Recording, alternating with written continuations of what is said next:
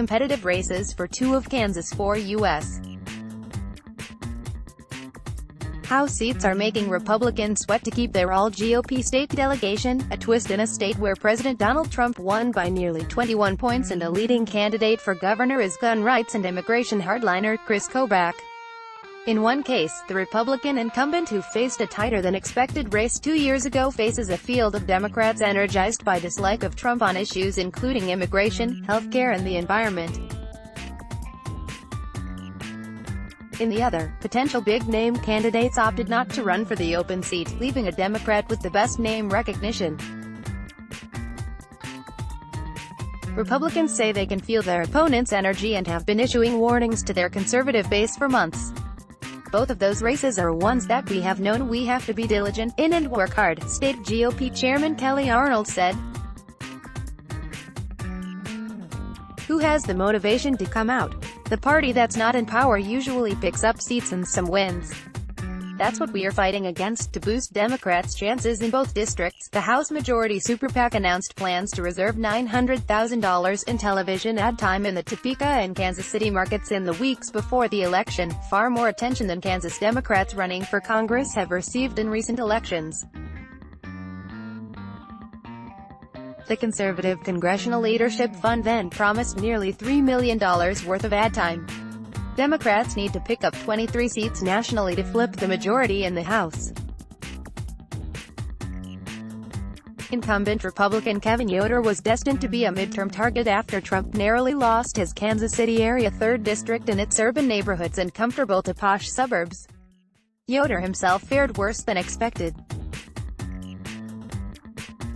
Democrats sensed Trump might be a liability and both sides poured money into the race at the last minute in 2016, giving Yoder an 11-point margin against an unknown Democrat, less than half his previous average.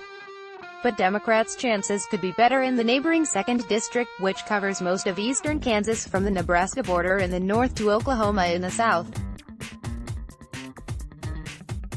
Incumbent Republican Lynn Jenkins opted not to seek re-election.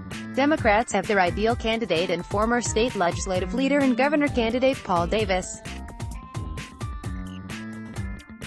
The Democratic Congressional Campaign Committee included Davis on its first list of 11 candidates in promising races for its Red to Blue program. 7 lesser-known Republicans are vying for their party's nomination. Republicans, generically, have the wind in their face, said Patrick Miller, a political scientist at the University of Kansas. If this were 2010 or 2014, we wouldn't even be talking about the 2nd District. Davis carried Jenkins' district during his narrow statewide loss to Sam Brown back in the 2014 race for governor. Republicans who might have had equally strong support, Attorney General Derek Schmidt and State Treasurer Jake Ladner, for example, opted out, citing family or professional reasons. The GOP field has 4 state lawmakers, an ex-Kansas House Speaker, a new-to-politics military veteran and a small-town city councilman nurse criminologist. The GOP candidates have scrapped for attention and more than half of their dollars through March came from their own pockets. Davis has raised more than $1 million. He has name ID, Arnold said. We don't know where we're at with our candidate because we don't know who it is yet. Yoder's aides and supporters say he's working hard to sidestep any potential Democratic wave. He began April with nearly $2 million in campaign cash. Nevertheless, 6 Democrats want to crack at Yoder, including labor lawyer Brent Welder, who drew the endorsement of U.S. Bernie Sanders and is listed among the group of Justice Democrats in the mold of 28-year-old Alexandria Ocasio-Cortez, who defeated incumbent Rep.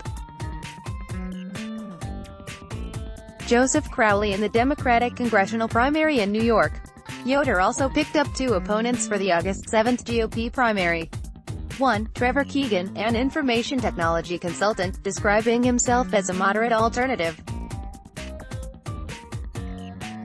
The heavy lift for the GOP in the congressional races comes even as the most talked-about candidate for governor is conservative Kobach, and state lawmakers have shown no sign of softening on issues that animate the base like immigration and guns. Wednesday's announcement that Supreme Court Justice Anthony Kennedy is retiring is expected to energize GOP voters across the country, which could ease the Republicans' path in Kansas.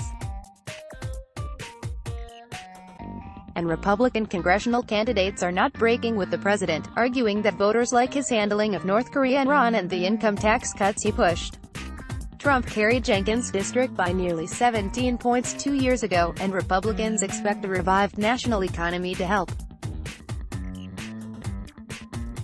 Davis avoided bashing Trump in a recent interview, saying that Washington is dysfunctional and both parties share the blame.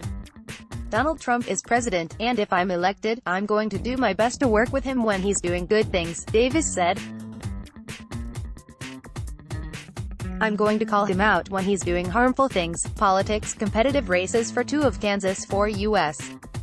House seats are making Republicans sweat to keep their all-GOP state delegation, a twist in a state where President Donald Trump won by nearly 21 points and a leading candidate for governor is gun rights and immigration. Kansas, GOP, Congress, midterms 823 Tuesday 3 July 2018 1:44 p.m. 201-844-03 Tuesday 3 July 2018 1:44 p.m. Newsmax Inc.